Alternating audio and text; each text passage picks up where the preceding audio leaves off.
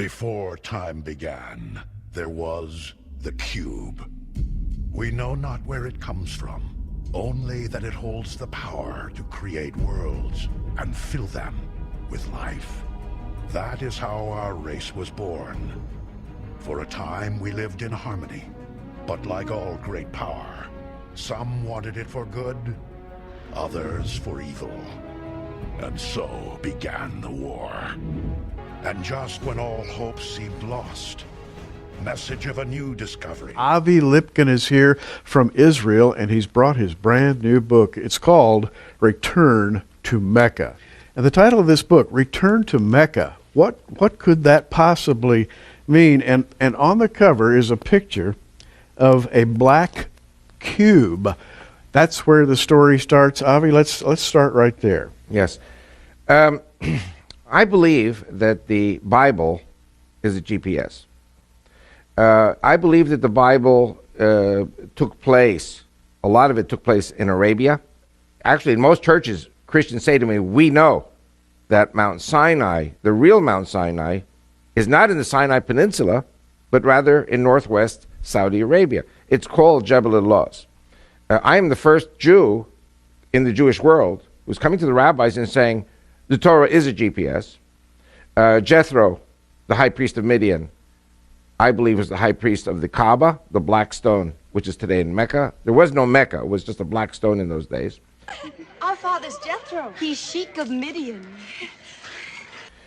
Moses was the son-in-law of Jethro. Moses was the understudy of Jethro for 40 years.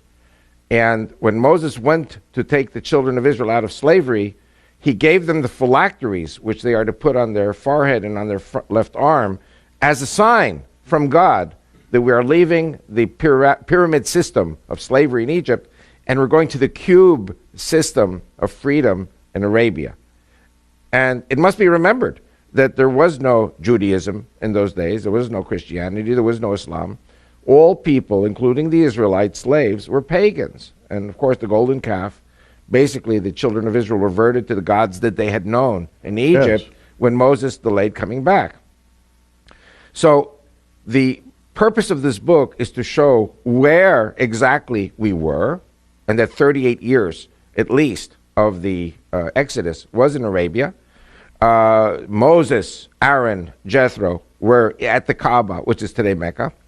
And when God says in Deuteronomy 11 that the borders of Israel will include the desert to the south, that desert is Arabia.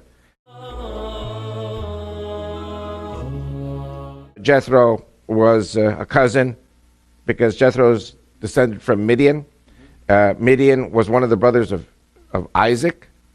So you have Ishmael, son of Hagar, and then you have the children of Keturah. So Midian is one of the children of Keturah. And from Midian you go down to the next generation, which is Reuel or Raguel. And one of the names of Jethro in the Bible is Reuel. So he was probably, in the Middle East, many times people are named after grandfathers and great-grandfathers. You have come far. From Egypt. Across the desert, on foot. He who has no name surely guided your steps. No name?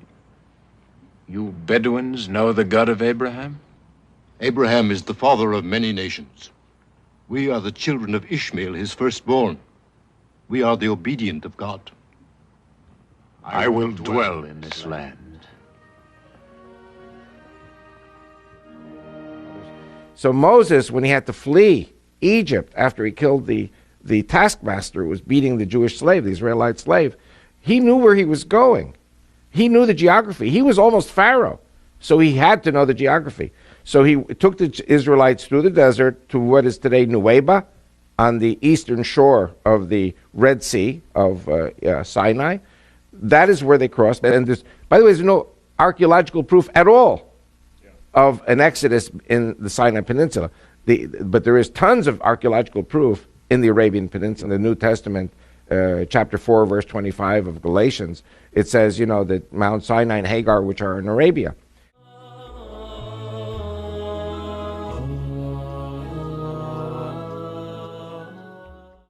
Josephus speaks very clearly that Sinai, the Ishmaelites are there, the troglodytes are there, the children of Keturah are there, the children of Esau are there. Everybody is there, and they're all one family. And talk about the linkage between the Jews who wear phylacteries and this pilgrimage to Mecca. By the way, if Christians have ever come to Israel, so I'm talking now to the people who've been to Israel, they've seen it on the flight. Yes. Because when people are still snoozing and the sun comes up as the plane is approaching Israel, you see the Orthodox Jewish men go to the back of the plane and they pray, and they put on the phylacteries. And this is a tradition that goes back 3,500 years. By the way, very important, and I learned this in the Jewish Theological Seminary, we studied the New Testament. Matthew 23, verse 5. Jesus is criticizing the Pharisees, and he says, for all their works they do to be seen of men. They make broad their phylacteries, and they enlarge the hems of their garments, or the tzitzit on their prayer shawls. And it's interesting indeed that today there are three types of phylactery. You have the size A, the size B, and the size C. And so what Jesus was saying was, he wasn't saying don't put on the phylacteries, which I'm sure Jesus did. What he was saying was that if you have the $200 phylactery, and you have the $400 phylactery, and you have the $600 phylactery, which is humongous, don't spend your money on $600 phylactery, spend it on the $200, and give the $400 to charity to feed the poor. So, but it's something, it's in Matthew 23, verse 5. So we know that Jewish men in those days wore this. We know that in the Greek Orthodox Christian tradition, there are priests who put on phylacteries. It's a slightly different Greek phylactery, but it all commemorates exactly the same thing. So the phylacteries have a very important meaning for Christians as well. So my question, and I'll ask it for everybody who's watching, why in the world would you put on, strap a little wooden box with scriptures from Deuteronomy on the inside and attach that to your left arm and to your forehead? Why would you do that, and why would it be cube shaped? Perfectly cube shaped.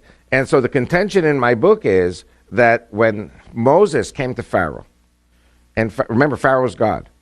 Pharaoh was God in Egypt to the Egyptian people. He created the Nile, and he created this, and he created that. فقال أنا ربكم الأعلى.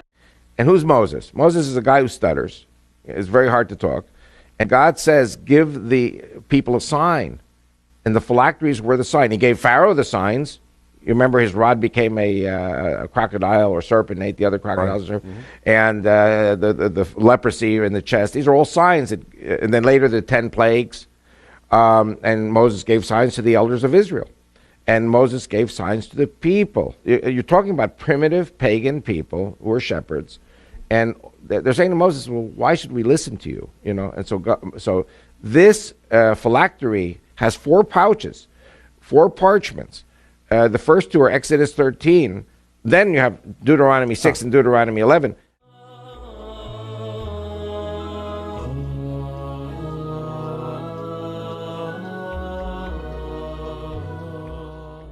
Exodus 13, we are still in Egypt. We are still in slavery. We're about to flee. But Exodus 13 talks about the, a sign on thy arm and frontlets between thine eyes. And, I know young people won't know the word that I'm going to say now, but there's a word that older people like you and I remember, which is, gyroscope. A gyroscope takes us directly in the direction we have to go. And Moses is leading the children of Israel out of the pyramid triangular system to the cubic square system of freedom in the desert. And again, Moses says to Pharaoh, let my people go so that they may circle me in the desert. The other 5 times, let my people go so that they may serve the Lord in the desert. But the first one is they should go around in circles. Now, Hajj is a pilgrim to Mecca. Hag is the Egyptian pronunciation.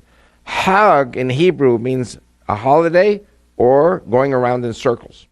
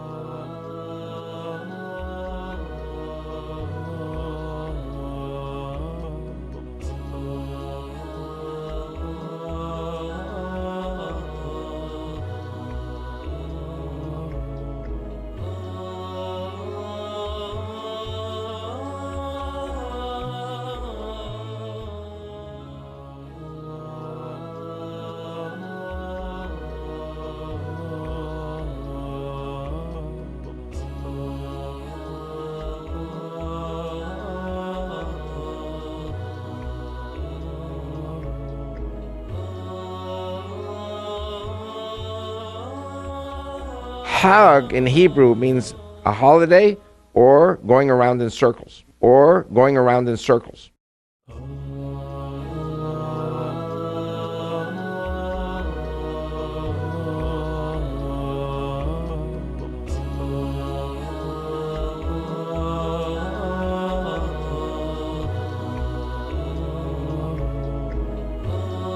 Or going around in circles. Or going around in circles.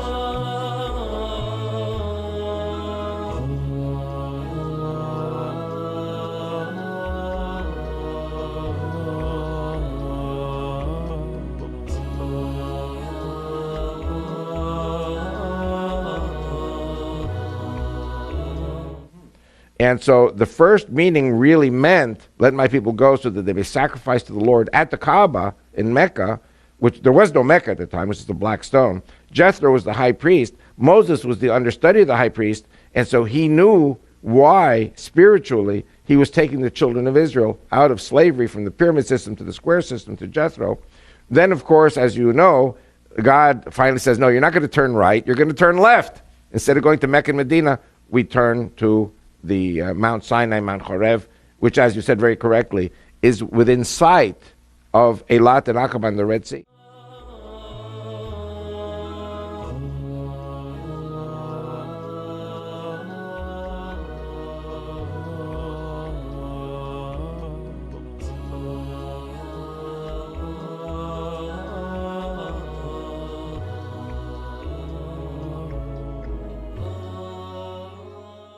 And by the way, my people, forgive me for being arrogant, are the Jews and the Christians together. Now, my contention through my book is, if we Judeo-Christians get Mecca and Medina, then we capture the flag, and it is the termination of Allah, who I say is Satan, and sending the devil to the pits of hell for 1,000 years.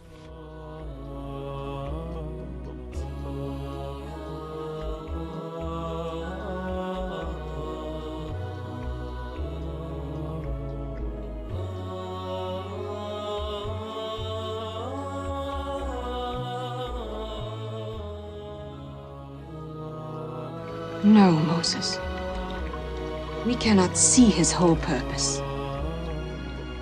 Even Ishmael did not know that God drove him into the desert to be the father of a nation. Did the little boy die in the desert, my father? No. God brought Ishmael and his mother Hagar into a good land. The same God who lived on the mountain? It may be, my son. Moses, Aaron, Jethro were at the Kaaba, which is today Mecca. قال إني أريد أن أنكحك إحدى ابنتي هاتين على أن تأجرني 8 حجج فإن أتممت 10 فمن عندك وما أريد أن أشق عليك ستجدني إن شاء الله من الصالحين